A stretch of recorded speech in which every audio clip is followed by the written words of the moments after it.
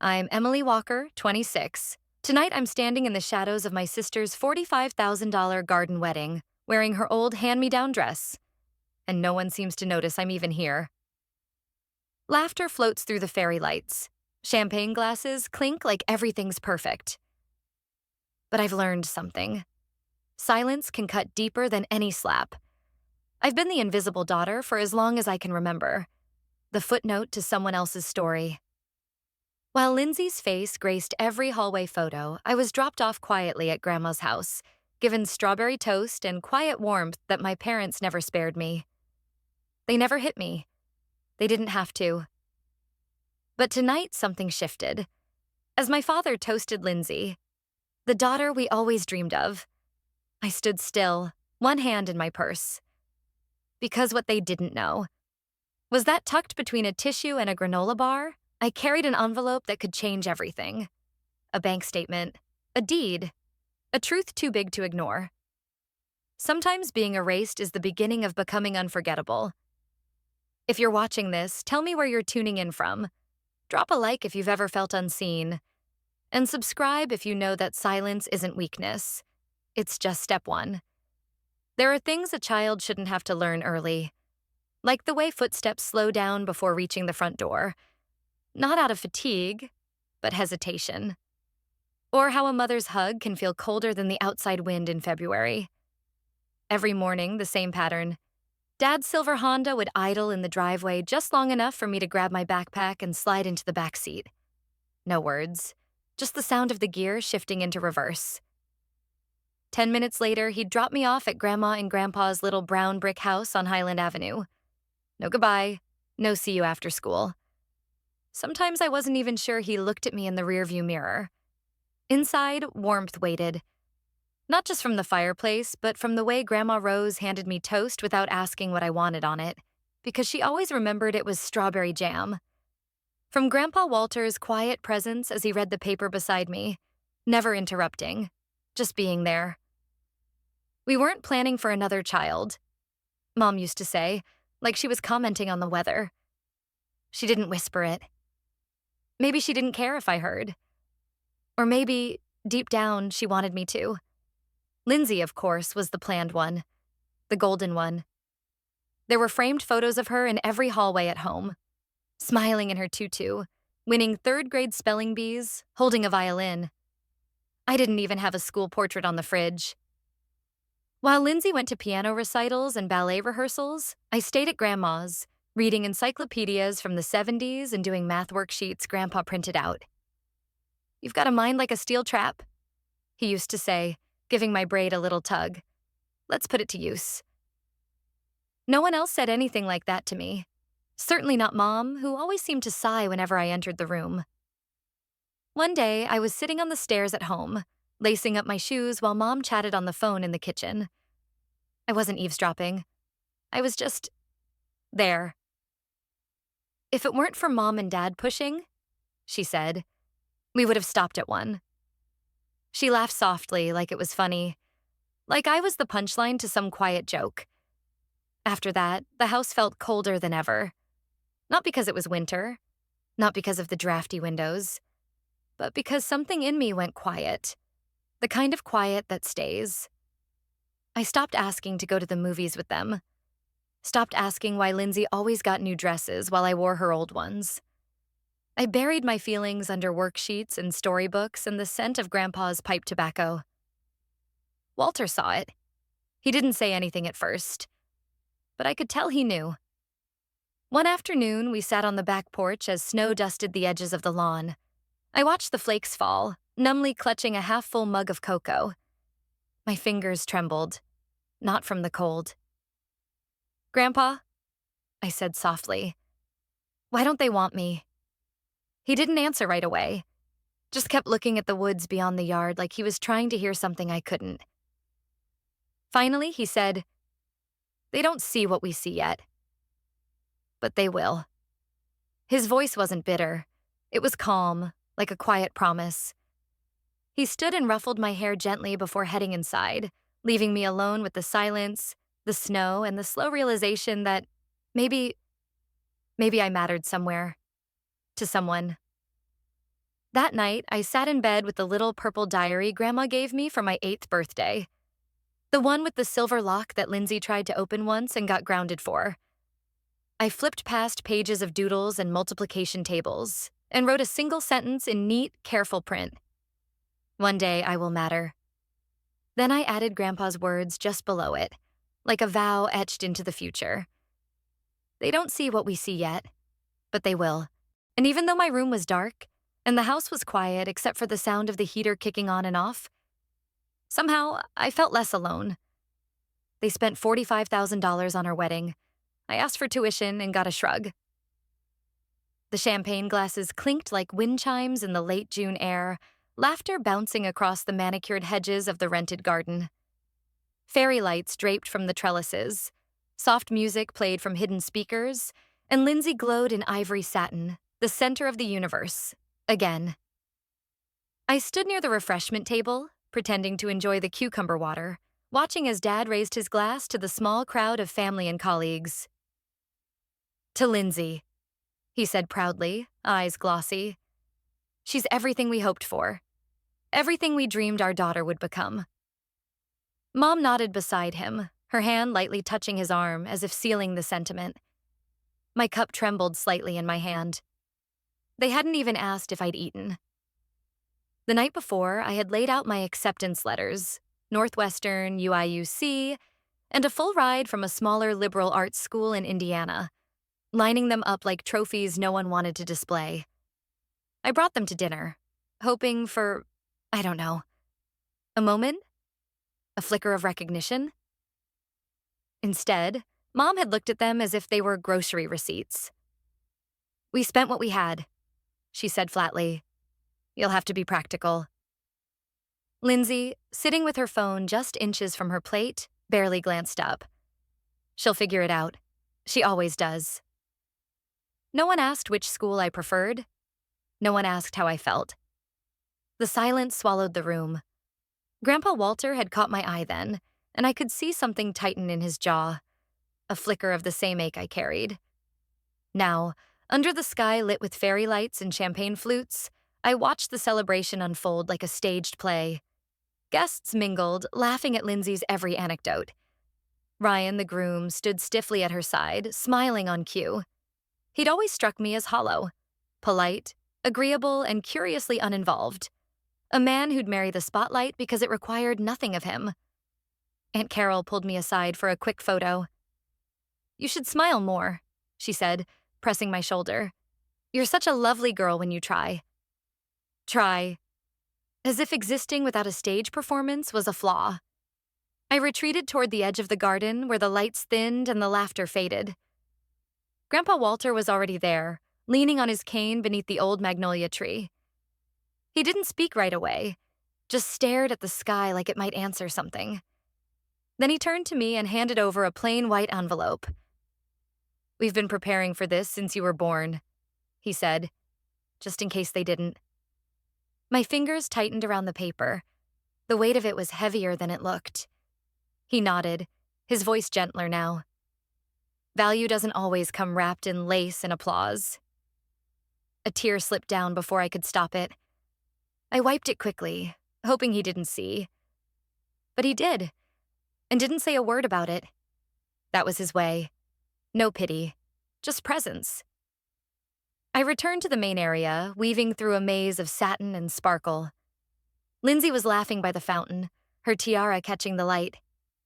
Mom adjusted her train like she was curating a museum piece. Dad filmed it all on his phone. They didn't see me. Maybe they didn't want to. I slipped the envelope into my purse and sat alone by the dessert table, the tiramisu untouched. When the crowd thinned and the DJ switched to a softer playlist, I finally opened it. Inside was a bank statement. My name on the top. A 5-figure balance. More than I dared to hope. Tucked beneath it was a small folded piece of stationery in Grandpa's tight, precise handwriting. You are not invisible to us. I pressed it to my chest, fighting the knot in my throat. Somewhere behind me, another toast echoed. Another laugh. Another cheer for the daughter who always got seen. But right then, under the humming garden lights, I knew one thing for sure. I was not alone. Not really.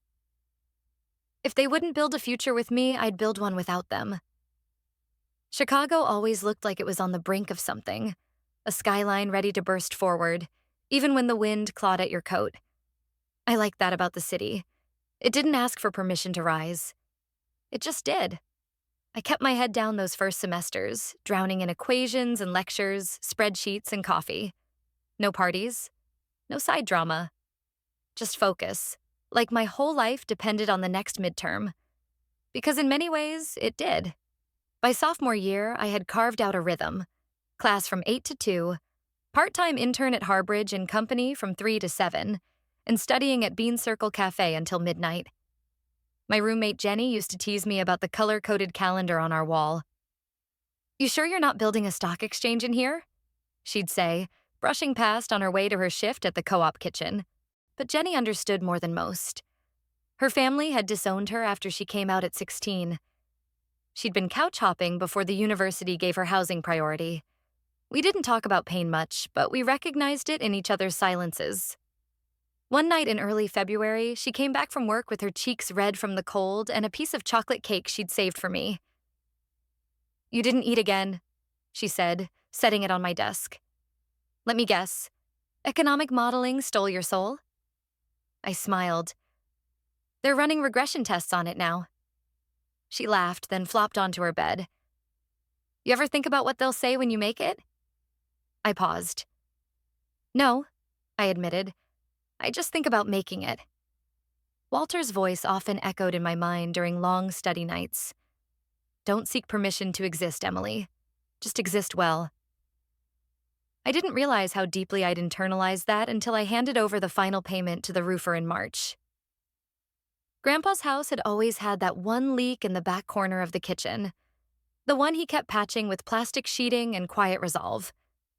Now, it was sealed, reinforced and weatherproof for the next 10 Chicago winters, all with money saved from my scholarship surplus and a lucky investment in an education startup that I'd researched for weeks before buying in low. I didn't tell them I'd done it. Didn't want a ceremony or a thank you card. Just wanted them to sit at the table and not worry if the ceiling would drip.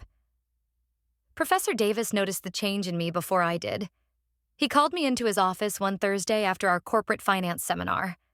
His space was a mess of sticky notes and framed quotes from female economists. "You've been outperforming everyone," he said, gesturing to a spreadsheet. "You're precise, tireless, but not entitled. That's rare." I waited for the critique. Instead, he leaned back and smiled. "You don't carry entitlement, Emily. You carry purpose, and that makes you dangerous." Dangerous. The word lingered in the air like something electric. I walked home that night with a warmth in my chest that not even the wind could dim. When I entered the dorm, Jenny was asleep, her laptop still open on a paused documentary. I set my bag down, plugged in my phone, and went to make tea. It started ringing immediately. Rose. I hesitated. Something about the hour made my stomach tighten. "Emily." Her voice crackled through the speaker, soft but urgent. "We need to talk. It's your parents again. They want something." The tea bag slipped from my hand into the sink. Of course they did.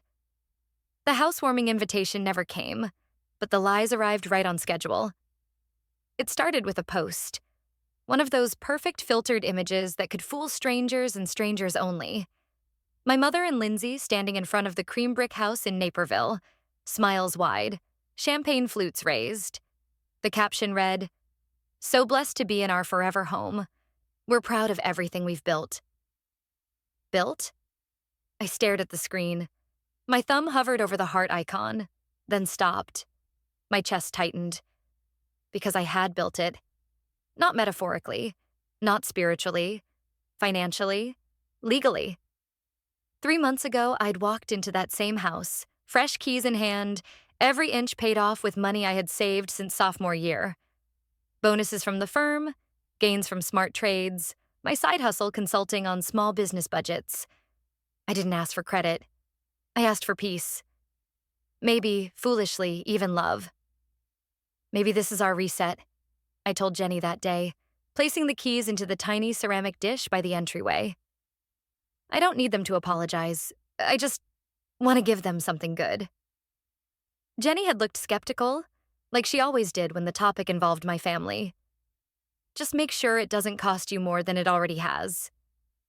At first, things seemed fine. My parents were almost overwhelmed with gratitude. My mother cried. My father clapped my shoulder like he didn't know how to hug me. "We'll do a proper housewarming once we settle," Diane had said. "We want you to be there, center seat." Weeks passed, then the post, then silence. When I called my mom that evening, she answered too quickly, voice too sweet. "Oh, that post? Honey, it's just a quick celebration. Nothing official yet. We want to wait until spring blooms. You'll be the first to know, of course." I heard voices in the background, clinking glasses, laughter. "You're not having a party now?" "Don't be silly. It's just family popping in." "Family," I hung up, hands shaking. An hour later, Jenny sent me a screenshot from Lindsay's Instagram story. Lindsay beaming in a floral dress next to a balloon arch that read, "New Beginnings." The caption, "So proud of our parents and everything they built." Jenny didn't comment, just sent one more message. "You okay? Number?" But I didn't say that. Instead, I drove. Naperville wasn't far, but the distance felt cavernous. By the time I pulled up to the curb, twilight had dipped the sky in soft blue. The house was glowing, lights strung along the porch, music floating through open windows. A man in a white suit held a microphone by the steps, introducing the beloved couple who built this home through decades of sacrifice. Sacrifice. I sat in the car, engine idling, headlights off. For a long time, I watched guests sip wine, take photos in front of the hedge wall backdrop, and hug my parents like they were hometown heroes.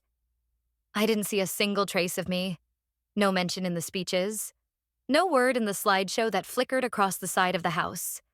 Just Diane, Gregory, Lindsay, and Ryan, orbiting each other like a tight little solar system that had never made room for a fifth planet. I scrolled back through my emails. The deed was still under my name. No official transfer. I hadn't signed it over. My lawyer had told me not to rush it. And now, I understood why. Jenny's words rang in my head, bitter and true. This is what they do. Rewrite the truth. I stepped out of the car and stood across the street. The laughter floated louder now. Wine bottles clinked on folding tables. A guest called out, "What a beautiful legacy." I watched them celebrate their fiction under fairy lights I'd unknowingly funded. Then I whispered, almost to myself, "Let's see how much truth this party can handle." They wanted a perfect night. I brought reality as the guest of honor. The street shimmered with parked cars, and the low hum of chatter spilled from the front lawn, carried on the breeze like perfume. Lights framed the windows. Music pulsed gently from inside. It was the kind of party you'd expect to see in a lifestyle magazine. Curated, radiant, dishonest. I stood across the road for a moment longer, watching Lindsay circle through the crowd like a hostess born. Her phone hovered above her head, live stream already running. I could see the comment bubbles pop and disappear, too fast to read. My heels clicked softly on the pavement as I crossed. No one noticed me at first. I'd chosen a simple slate gray suit, hair pulled back, expression unreadable. I walked the way Walter once taught me, like someone who had already earned her place. Lindsay's voice rose over the speaker system. "It's taken years of commitment and teamwork, but Ryan and I are so proud to support Mom and Dad as they move into this new chapter. Family is everything." My jaw tightened. I stepped closer. A cluster of relatives laughed. One leaned over and asked, "Didn't Emily help too?" My mother smiled, the way people do when they've rehearsed a lie. "Emily didn't really help much. She's busy. We understand." There it was. A clean erasure. I stepped onto the patio, calm and deliberate. Heads turned one by one as I moved past the hedge wall and the dessert table. The chatter faded. Lindsay's livestream camera tilted slightly. still rolling. Busy signing closing documents, maybe, I said, my voice slicing through the air like a cold wind. After all, it's my name on the deed. A ripple passed through the crowd. Someone coughed. A few phones dropped from raised hands. Lindsay lowered hers half an inch. Mom blinked. Dad looked like someone had just unplugged the audio feed from his brain. I opened my leather bag slowly and pulled out a folder. Thick, neatly tabbed. I'd printed everything that morning. The original purchase contract, the mortgage payoff letter, the title deed, notarized. I held the folder up. This house is mine, I said. I bought it. I paid for every inch. I was going to sign it over tonight, as a gift. Quietly, out of respect. I turned toward the guests. But apparently they'd rather pretend I don't exist. Rewrite the truth. Throw a party for fiction. The air shifted. No one laughed now. People looked down. Some sipped their wine too quickly. The slideshow paused behind me, frozen on a photo of my parents grinning by the fireplace. Without me. I let the silence stretch. Then Lindsay, barely masking her panic, reached down and tapped her screen. The live stream blinked out. Mom stepped forward, voice low, urgent. Emily, we need to talk. I met her eyes, steady. Number, we're done talking. The party's over. I turned and walked away, past the stunned guests, past the twinkle lights and the tray of untouched eclairs. Behind me, someone whispered. I always knew she was the quiet one to watch. I didn't smile. Not yet. They always assumed I'd come back. I didn't. I left twice. The second time, I took everything with me. The house was empty now. The lights were off. The hallway still smelled faintly of furniture polish and jasmine-scented air fresheners. I walked through it slowly, fingertips trailing along the freshly painted walls. My footsteps echoed in the living room, the one with the big bay window my mother used to say she dreamed of. She had it now. Had it, and lost it. I didn't cry. Not this time. There was a dull manila envelope on the counter, sealed and ready. The final sale documents. My lawyer had gone over every clause, every line, twice. The new owners would take possession in 3 days. The money had already been wired into a new account. The Whitman Fund. It wasn't flashy. No press release, no family trust announcement. Just quiet paperwork and a future reimagined. For someone who hadn't yet been told she didn't matter. I closed the door behind me and slid the keys into the lockbox. The sun was just starting to rise when I reached the park. My favorite bench, the one under the elm tree, was still wet with dew. I didn't mind. I sat anyway. The wind teased the hem of my coat. Morning birds chirped, too energetic for a Monday. Across the playground, a mother knelt beside her daughter, speaking in a sharp, hushed tone. The girl, maybe 6, stood still, fingers clenched around a small toy rabbit. Her eyes were wide, not scared, just trying to be good. I looked away. Rose once wrote me a note on the back of a crossword puzzle. You are the home you've been searching for. At the time, I thought it was poetry. Now, I knew it was a roadmap. My phone buzzed. A new email. From Diane Walker. Subject, just, please read. We're sorry. We don't know what else to say. Can we talk? We miss you. I didn't reply. Some silences weren't meant to be broken. Instead, I opened another app, the investment platform, and watched as the confirmation screen loaded. The Whitman Fund. Seated. Verified. Live. First beneficiary. Pending. Then I called Jenny. She answered on the second ring, her voice groggy. Em, you okay? I nodded, though she couldn't see it. I want to sponsor a scholarship, I said. Quietly. For girls like us. No names, no ceremonies, just doors that weren't opened for us. There was a pause. Then her voice, soft. That's the most dangerous kind of power. Quiet, steady and unstoppable. I didn't smile. but I felt lighter. As I stood to leave, the little girl from the playground ran past me, rabbit still in hand, laughter erupting now, loud, real, free. Her mother followed a few steps behind, slower this time, softer. I let them pass. I didn't need to be anyone's daughter today, or anyone's disappointment, or anyone's pride. I was Emily. That was enough. I don't forgive them, but I no longer carry them. That's enough. They tried to write her out of the story, subtly at first with overlooked birthdays, dismissed achievements, and whispered comparisons behind closed doors. Over time, the silence turned into cement, sealing her outside of every family celebration, every gathering that was meant to honor those who mattered. But Emily was never truly erased. She was merely observing, collecting, and building a foundation of her own. One brick at a time, with every slight turned into strength, every dismissal converted into resolve. Her story was never about vengeance in its purest form. It wasn't fire or spectacle. It was precision, the kind that grows in silence, unfolds through quiet resistance, and lands with the kind of finality that leaves no room for rebuttal. When she stood in that house, the one she bought, the one her family claimed as their own without so much as a thank you, she didn't raise her voice. She raised facts. And facts, once spoken clearly, cut through years of distortion like a blade. Emily's journey was not just personal, it was generational. From her grandparents, Rose and Walter, she inherited a quiet dignity, a belief that being good doesn't mean being silent, and that love isn't measured by approval but by protection. When her parents chose to celebrate her sister's every breath while ignoring her every milestone, it was her grandparents who quietly saved for her future. When her name was left off invitations, college checks, and even home ownership documents, she still chose dignity over destruction, until dignity itself required confrontation. There is a unique kind of betrayal that doesn't scream.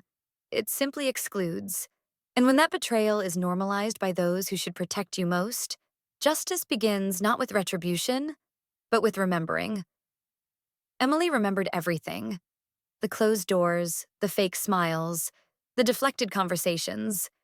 But more importantly, she remembered who she was becoming, not in spite of the betrayal, but because of it. By chapter 3, she no longer waited for validation. She created her own blueprint, earning respect in academic circles, outperforming her peers, and saving enough not only to survive, but to support the very people who once ignored her. When she handed the house to her parents, it wasn't out of weakness or naivety. It was hope, a final chance for reconciliation. But hope, when met with manipulation, turns into clarity. The party was supposed to be perfect. The lights, the music, the guests, all arranged to celebrate an illusion. But the truth arrived uninvited. And in that moment, live streams still running, guests frozen in place, Emily reclaimed what had always been hers, the right to be seen. Not as an afterthought, not as the backup daughter, but as a force that could no longer be ignored. And yet, the true finale didn't happen at that party. It happened in the silence afterward, when her parents reached out not with accountability, but with excuses. When apologies came wrapped in self-pity rather than sincerity. Emily didn't reply. She didn't need to. Her answer was the transfer of funds into a private scholarship. Her answer was giving back to girls like her, not for applause, but because somewhere out there, another invisible daughter was waiting to realize she was never the problem, only the one who saw too clearly. By the time Emily sat on that bench in the park, watching a small girl cling to her toy rabbit while her mother scolded her, it wasn't pity that filled her chest. It was purpose, a recognition of the cycle, and a silent promise to disrupt it. Not through rage, but through reach. She didn't need her parents to change for her story to end well. She needed to choose a future that no longer depended on them at all. Like the final chord of a long-forgotten melody, justice may arrive late, but it resonates powerfully once it's heard. Emily's final act wasn't loud. It was clean. The sale of the house, the birth of a scholarship, the closing of the chapter, all done without fanfare, without family. Because real healing isn't about who claps for you. It's about walking away from the people who never would. She didn't forgive them. She simply stopped carrying them. And sometimes that's the sharpest justice of all. No wall of lies can stand forever against the tide of truth. And when truth walks out the front door, calm, focused, unafraid, it never looks back. If this story stayed with you, don't scroll away just yet. Tell me in the comments, have you ever felt like the invisible one? Like this video if you've ever chosen peace over permission.